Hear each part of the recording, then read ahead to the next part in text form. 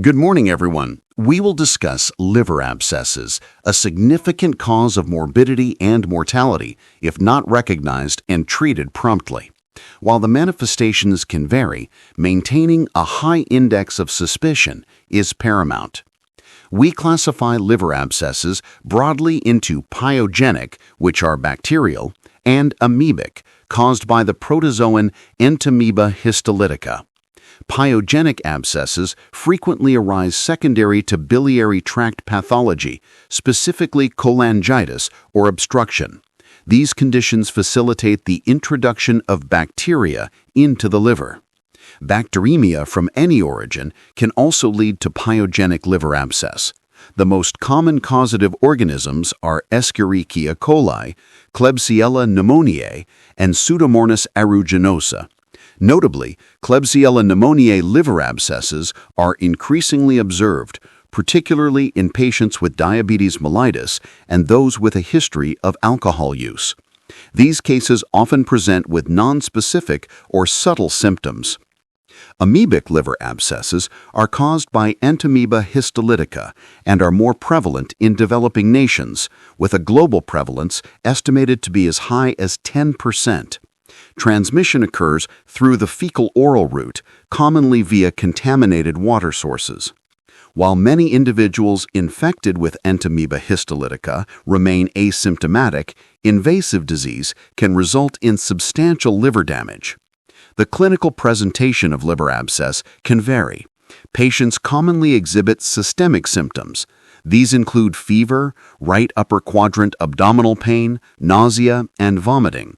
Physical examination may reveal hepatomegaly and tenderness upon palpation of the right upper quadrant. It is important to highlight that the presentation can be insidious, particularly in patients with Klebsiella pneumoniae abscesses.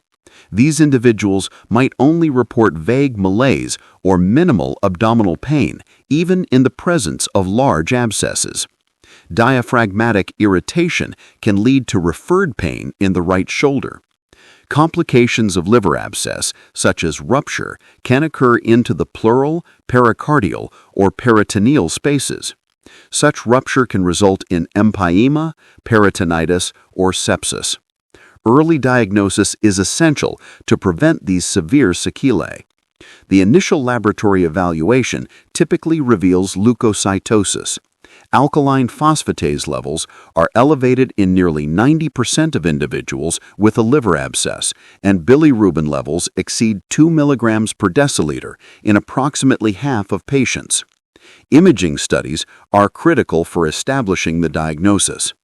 Ultrasound is a readily available and rapid initial screening tool. However, computed tomography, that is CT, provides superior sensitivity, particularly for detecting small or complex multiloculated abscesses. Imaging also plays a crucial role in guiding therapeutic aspiration or drainage procedures. Blood cultures should be obtained before initiating antibiotic therapy, although the yield can vary. Treatment of liver abscess involves a combination of supportive measures, targeted antimicrobial therapy, and source control via drainage. Initial supportive measures include fluid resuscitation, antipyretics to manage fever, antiemetics to alleviate nausea and vomiting, and analgesics for pain control. These measures are essential for stabilizing the patient. For amebic liver abscesses, metronidazole remains the preferred antibiotic.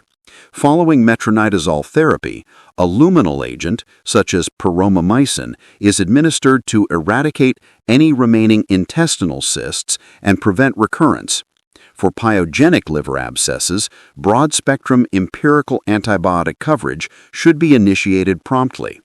A common regimen includes an aminoglycoside or a third-generation cephalosporin for gram-negative bacterial coverage. Metronidazole, or clindamycin, is added for anaerobic coverage. Ampicillin is often included for streptococcal species. Once culture and sensitivity data are available, antibiotic therapy should be tailored to the specific organism identified. Definitive management of liver abscess often involves percutaneous drainage under radiologic guidance. Surgical intervention is reserved for complex, multiloculated abscesses or cases that do not respond to percutaneous drainage.